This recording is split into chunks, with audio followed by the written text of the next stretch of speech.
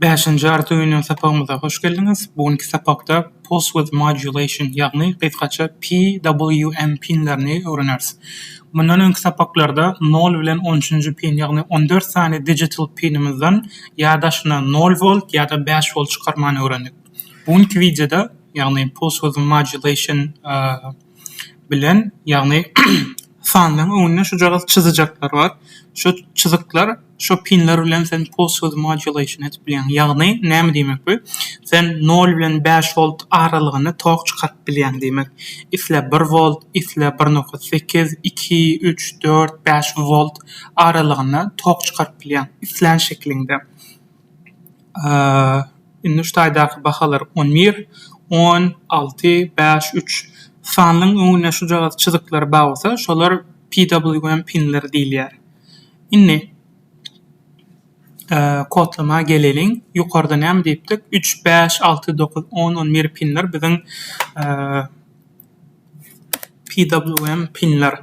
We şu taýda ilkinji etmeli zadymyz pin mod diýäs we diýeli şu taýda 3-nji pinimiz saýlaly.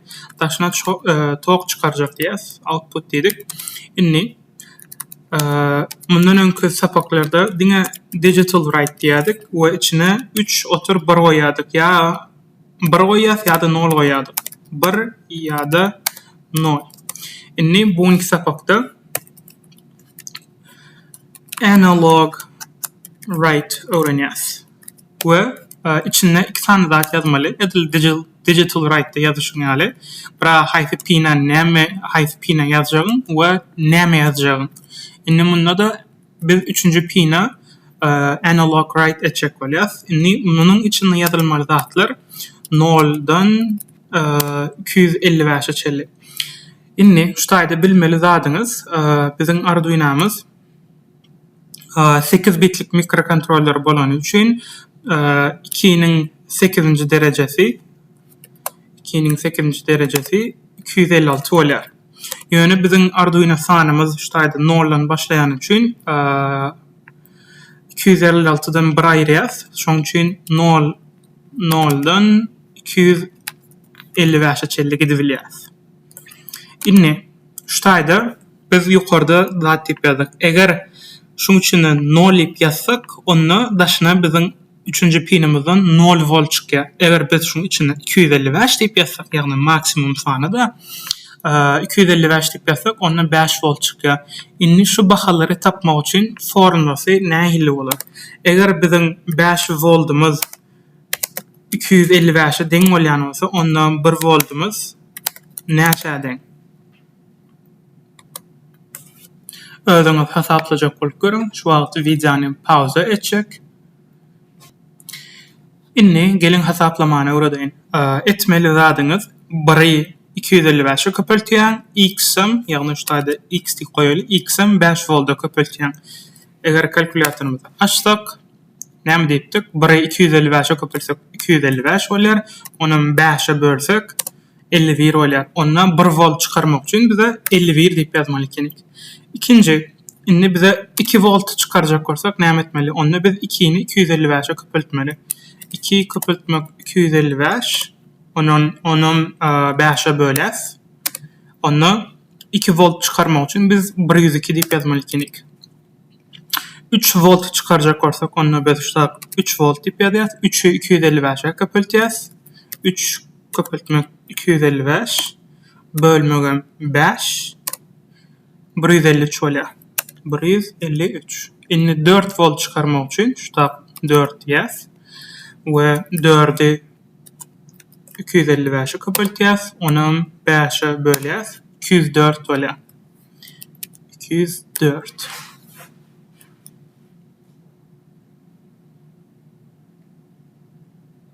We şu taýda inserseňiz, her bir volta gitmek üçin 51-den 3 gaýar. Bu näme diýmek? Indi her bir voltun arasynda mysal üçin 1.1 voltdan 1.9 volt aralygy 51 bitlik sanymyz bar.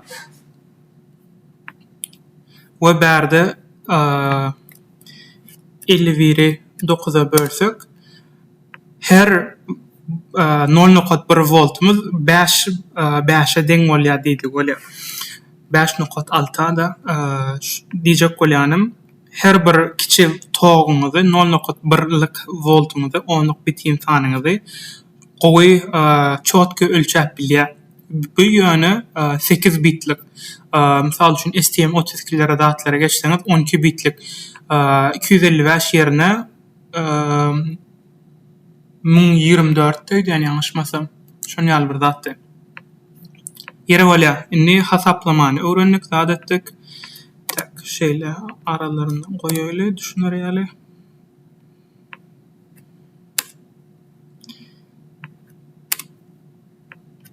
Inni Arduino özüne kodlap göreli. Birinji etmeli zadymyz ştaýda 0 diýeli we delay 1 sekund garaşaly. 1, 2, 3, 4, 5. Hatta şunu biz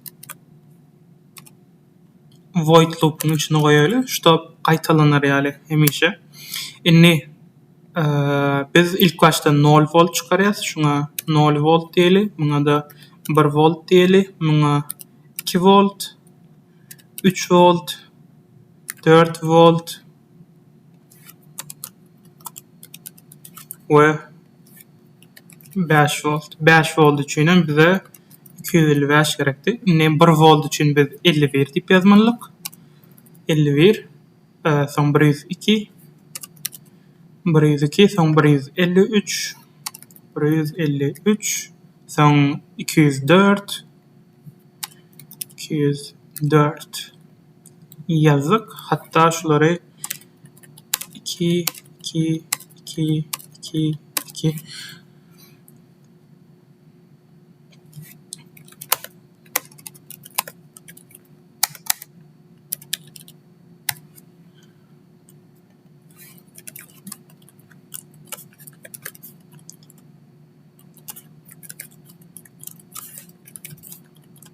Her sapar şeýtirip bir-birinden wagt üýtgetmek ýerine time diýäs. Ondan soň diňe ştaýdan wagt üýtgetmeli bolýar. Inni Arduino'myza çatýas.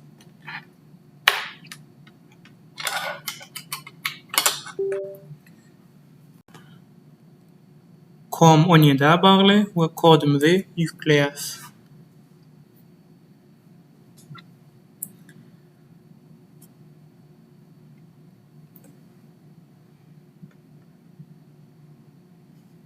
Hatta has düşnükletmek üçin serial.begin diýäs. Geçenki sapakda da öwrendik. 9600 diýäs. Serial communication'ymyzy işletýäs we serial.println diýäs. Ondan soň PWM 3 diýäs 0 volt.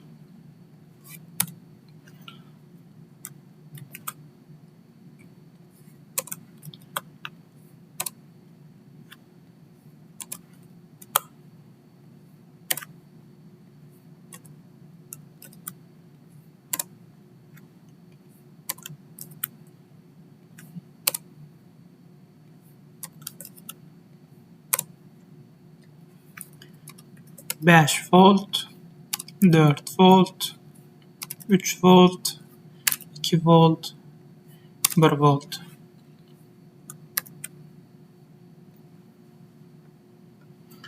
Inni 9600 PWM 3-nji pinimizden 0 volt çykýar, soň 1 volt çykýar, 2 volt çykýar, 3 volt çykýar.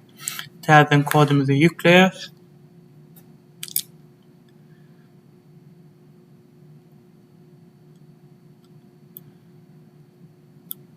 Inni serial monitorumuzy açýas.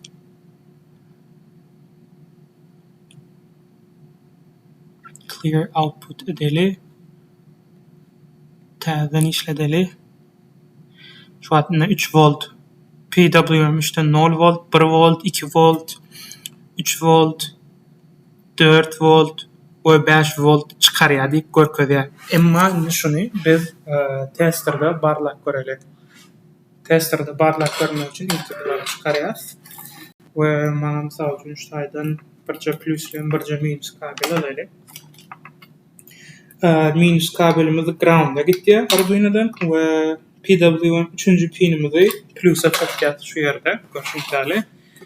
Ondan soň şaýda menne alligator clips diýilýär şulara misilne. Yani krokodil dişler diýilýär. Plus bilen minuslaryny şeýle çatışdyrýan. Sonra berde testerim ýagny multimeter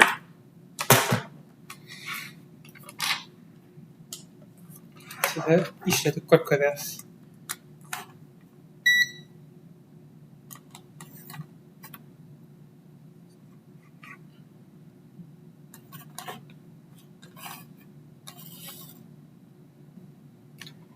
Inne multimeterimiziň uçlary minusuna da baglaýas kabele aýagyna plusuna baglaýas.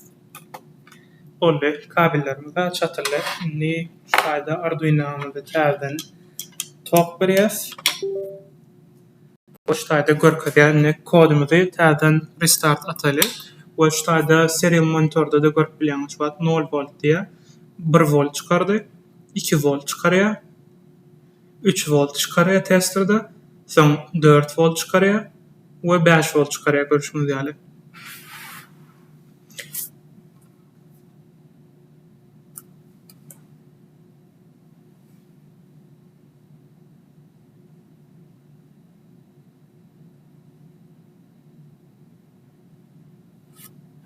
Herde 2 sany we diýipdir. Täzen kodumuz ýükläli. Görüşüňiz ýaly multimeterda, ýagny testerimizde ekranda tok çykaryşyny gördük. 3-nji pinden 1 volt çykdy, 2 volt çykdy, 3 volt çykdy, 4 volt we 5 volt.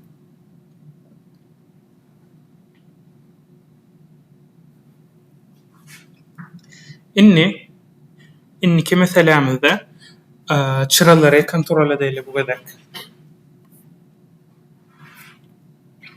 Inne bulara öçürýäs. İlk bunu aýraly, soň bunu aýraýyn.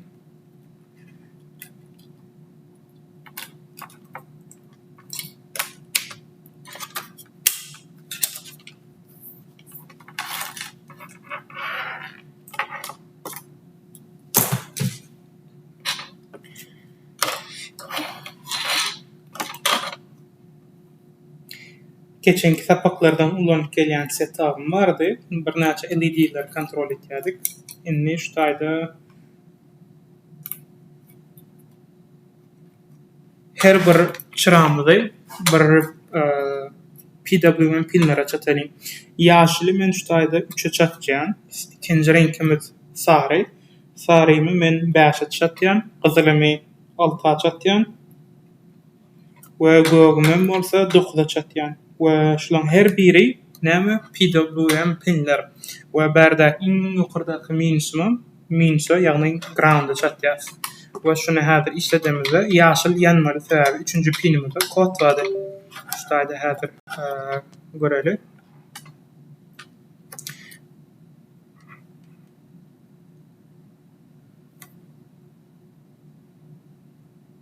Beş volt berenden ýarkysy itkoýandyr. 1 voltda, 2 voltda, 3 voltda, 4 voltda, 5 voltda ýarkysy biraz ütkeýän karadýan kamerada görünýän.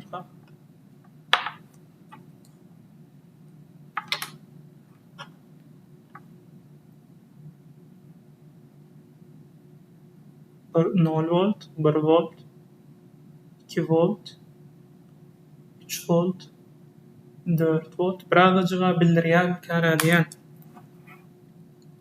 Şolar ýaly. Inne mysal üçin näme göreliň?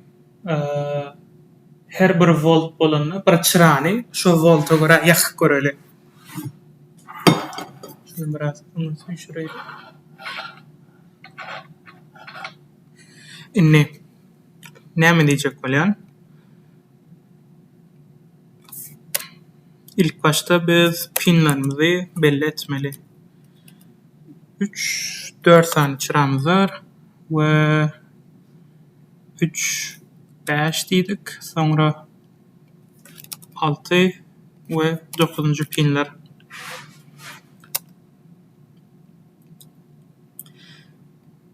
Inni serial nokot print line. Ştaýda 1 volt diýip ýazaýly. 1 volt onda gök çıra bolsun. Blue LED diýäs. Ondan soň analog right gök çıramız haýsy bolýar? 9. pin bolýardy. We 1 volt etjek bolsak, ştaýda 51 diýip ýazmaly bolýar. 51 diýip ýazmaly bolýas. Soňam delay time. Inni biz şu wagt häzir inniki 2 volt üçin 6-njy pinimizi, ýagny gyzyl çıramyzy ýatjak bolsak, onu her bir sapar tok galanyna beýlek çıralarymyzdan öçürmeli bolýar. Şoň üçin şol bir wagtda biz beýlek pinlerimizi ýaşuly Arduino öçür diýmeli bolýar. Şoň üçin 4 sany alyas 9 6 5 we 3 bulary 0 diýäs. Bularym 0 diýäs. Bularym 0.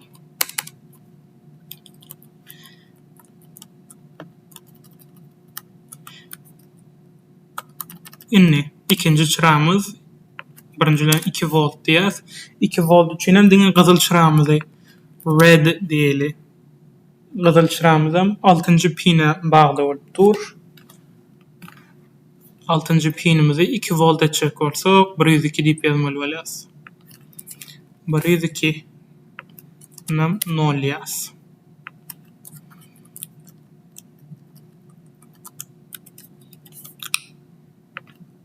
Üç volt red LED yerine yellow etýäs. Yellow LED bunam 0 etýäs. 5-nji pinimize 3 volt berjek bolsak 153 diýip ýazmaly kenik. 153 ve 4 volt etjek bolsak ona green ýagny ýaşyl LED'miz. Bunam 0 etýäs. 4 volt üçin 204 diýip ýazýan kenik. 204 ve 5 volta gelemize 5 volta gelemize all LED diýeli. Ýagny hemme çıralarymyzy 255 edeli.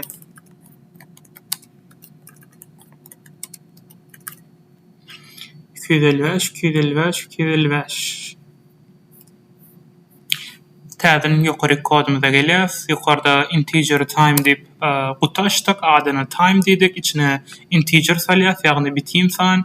O da 2000 diýen, ýagny 2 sekunda. Ondan soň pin modda berdi. Haýsy pinleri ulanýanymyzy aýtdyk. Soňam serial communication'y işletýäs berdi. Soň void loop'un içine girýäs bolyn. Serial print line ilki 1 voltmy gök çyramy işletýändiň, gögümi işletýän galanlaryny öçürýän. 2 volt diýip ýazýan serial monitorda ýanyşdaýdy.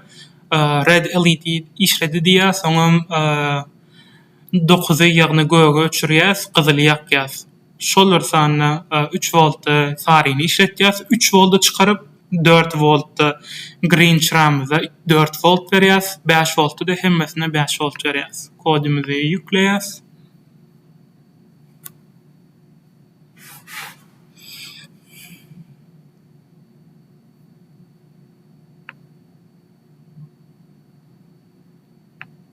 Ana 1 volt blue LED ýany, yellow ýany 3 volt, 4 volt ýaşyl ýany, 5 volt hemmesi ýany. 2 volt, 3 volt, 3 voltluk LED ýanýa 4 volt, 4 volt LED ýanýa 5 volt, hemmesi 5 volt ýanýa şu an. Şeýle de görkezeýli.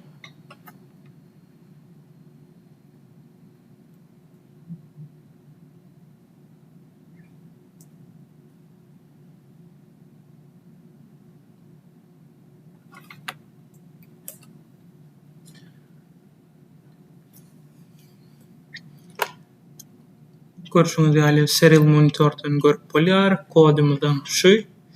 Ne size öýüş nähille bersek.